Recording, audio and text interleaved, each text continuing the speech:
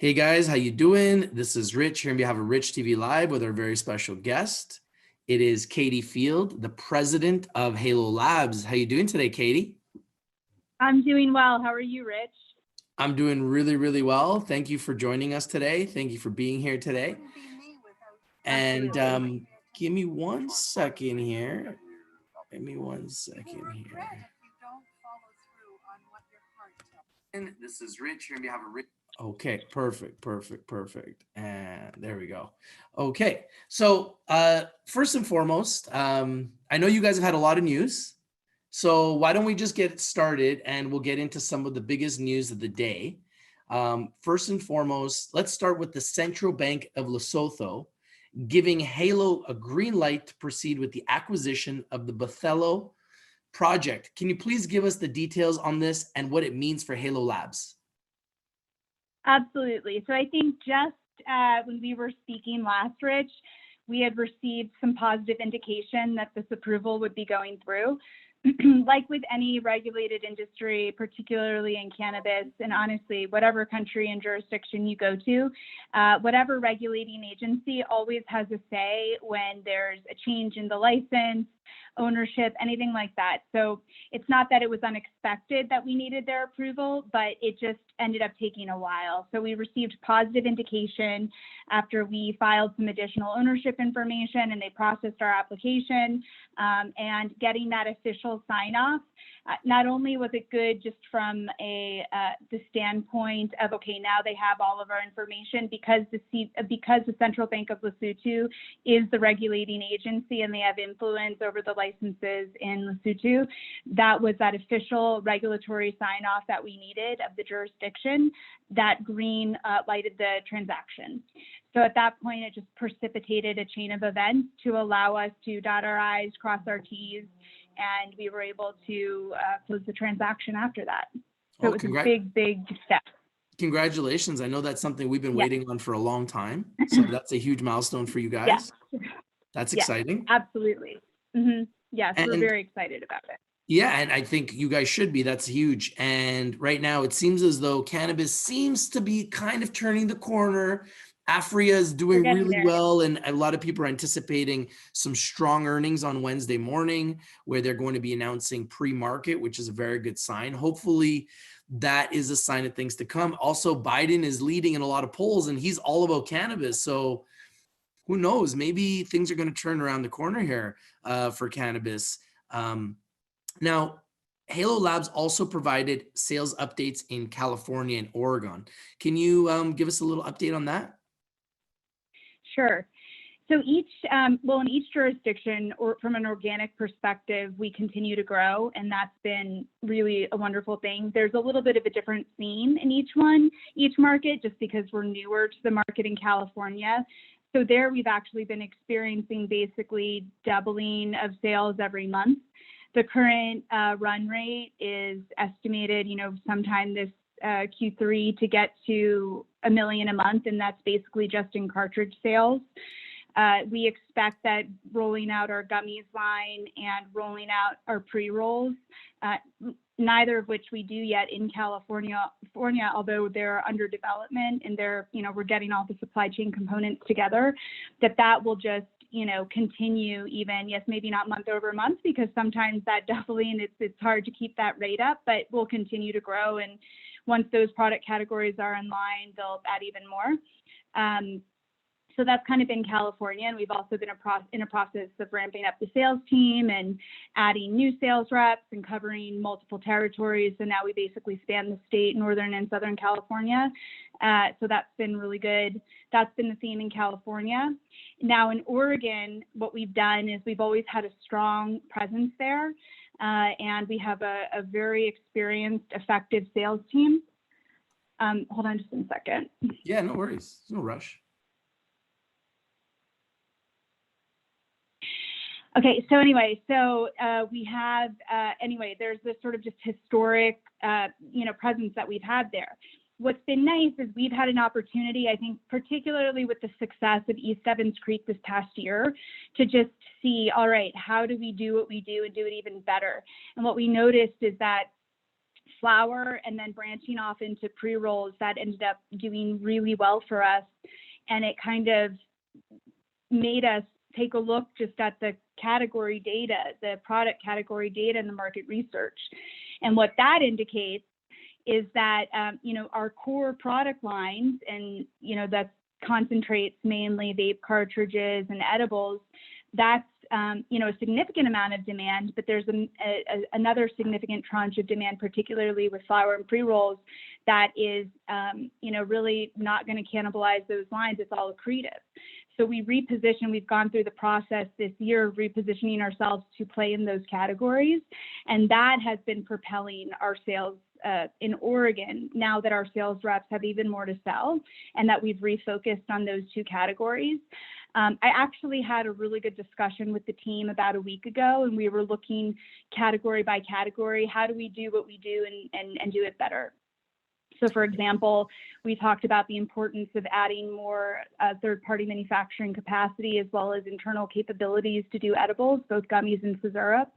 And, we're estimating that we could potentially even double what we do in each of those categories, which quite frankly would put us, it would put us really close to, I'm not going to say that it would be $1 million a month just in the edibles category, but it would put us really, we can add a lot there. Let's just call it that way, let alone what we're doing from a supply chain perspective to shore up all the trim and flower needs we have. With East Evans Creek, we're going to be harvesting soon, and we'll be harvesting really stellar branded strains in addition to our own genetics. So we'll be harvesting DNA Genetics and Skittles strains, and we'll be selling those products. We just see this trend of repositioning, optimizing product categories that are outside of our historic core, with our effective distribution and sales reps already in place, that this is really going to create a lot of lift and a growth trend that continues in Oregon as well. Wow, I love it. Now, to continue with the Bophelo Biosciences acquisition, you also appointed Louisa Mojela.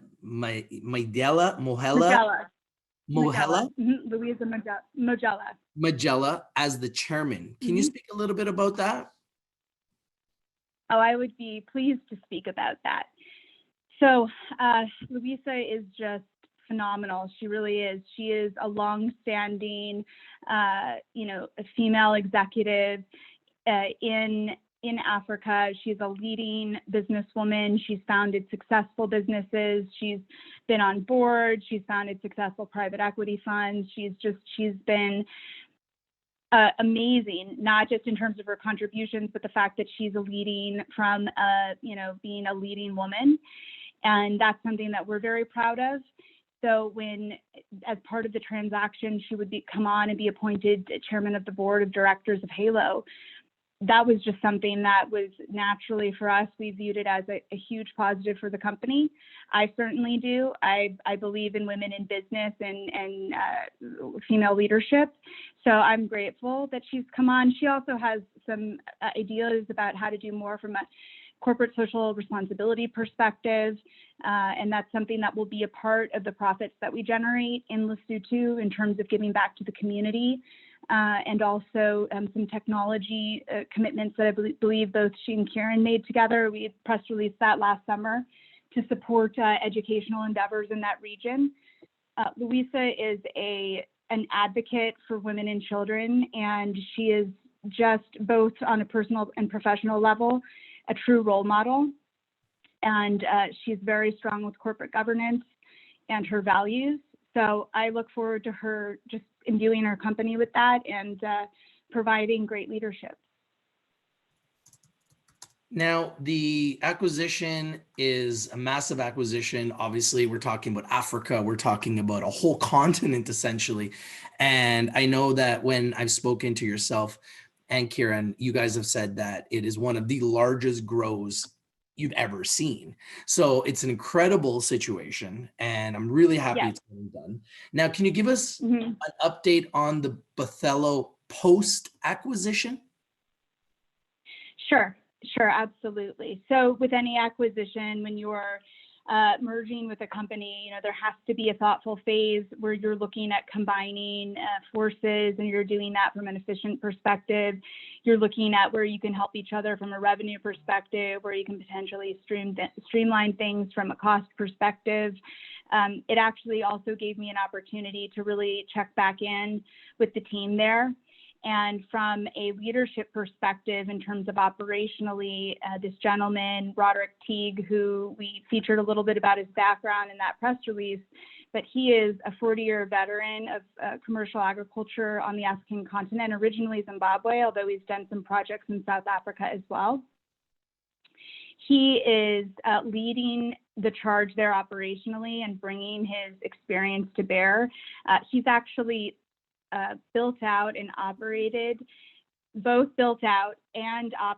individually over 20,000 hectares of commercial projects. Wow.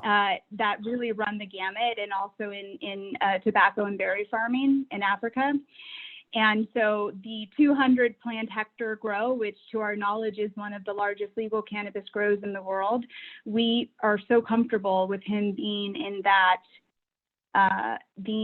role, not just from a knowledge perspective, but just in terms of getting things done and executing, because he's done so much of it in many sectors in the region. So we truly believe he's the man for the job. He's also been operationalizing our GACP compliance. Now that is kind of a technical term, but it basically means the quality management system that we will be using in order to get the right credentials to export the product that they produce. So it is very important because, when you're exporting, and there's not a lot of demand necessarily within the country, but you're going to be exporting primarily, you need to make sure that you have the stamp of approval so that the countries that are receiving your product on the back end are going to accept it because they know it's been grown with a certain credentials.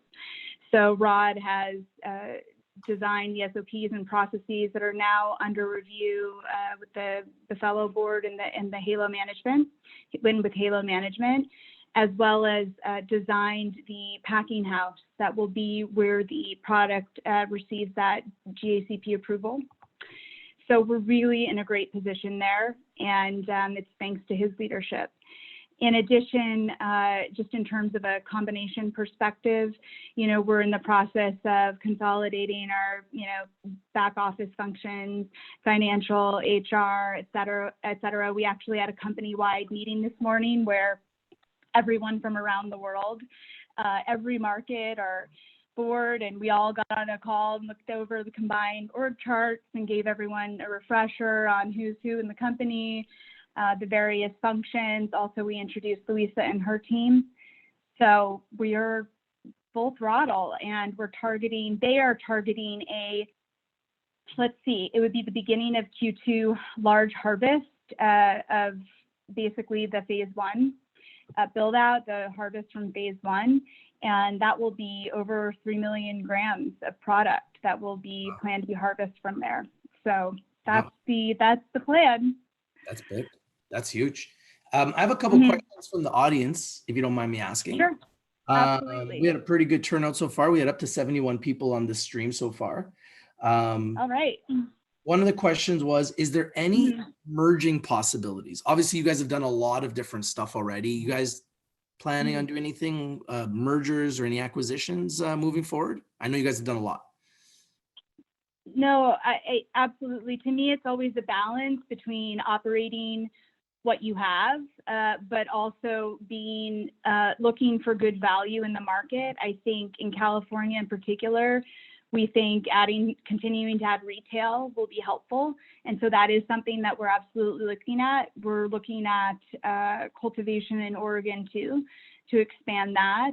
Of course, you all know that we're working on closing CanMart, so that will be good as well. That will help us, verticalize the international supply chain. So there'll be a few other things coming through here and there, but we are also working very hard to tactically operate the assets we do have. So it's a bit of a balance, but yes, we are looking at various M&A opportunities. Okay, great. And some of the guys are asking if you guys have any other plans for dilution in the future, and how does your cash look? Is the cash reserve looking okay? Yeah, the cash reserve looks good.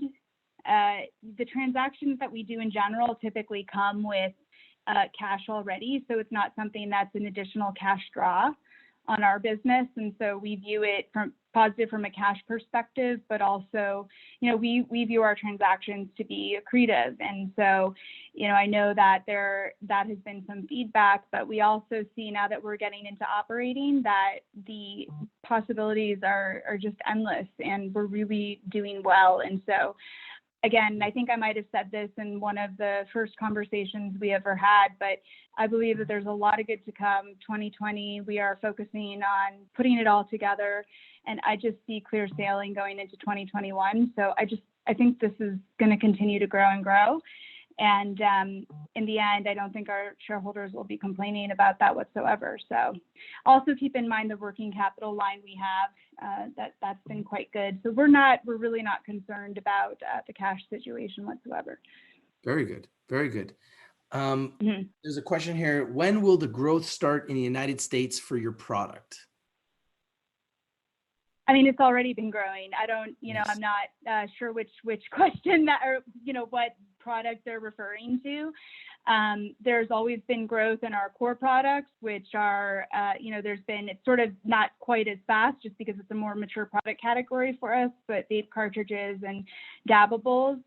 This is now the season for live resin. So, I mean, it can be somewhat cyclical, that product line. But in terms of the newer product categories for us, edibles not quite as new as flower-based products, but those are just going to expand because we have great distribution and we have great sales teams. So there's no reason that a value product offering in either of those categories wouldn't, and in fact, they've already expressed interest, and where our gummies and syrup in Oregon have already done quite well.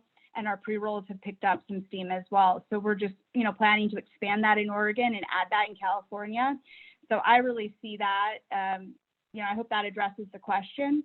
But, I'd also point out that we have branded product lines that are coming on too this year. And that's not just the DNA genetics and the Skittles flower in Oregon, but it's also the Feel Better products in California. So Flower Shop, that's sponsored by G-Eazy. So and that is a completely different segment than what Halo is, the Halo products, the Hush products. So that to me will not cannibalize our core revenue. That's only accretive. Have you seen those revenues yet from that acquisition? Have you seen any of those revenues flow onto the balance sheet yet from that acquisition? From which acquisition? The one with G-Eazy. So it's a minority stake that we're taking in the company. It's an investment that we're making to help them basically operationalize the business.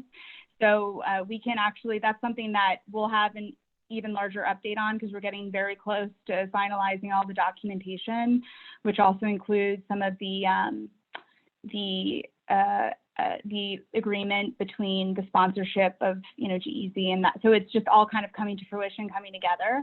And yeah, so we can definitely talk more about that next time. But what I would say is the two founders of Flower Shop have already started to help us even with our own packaging and design.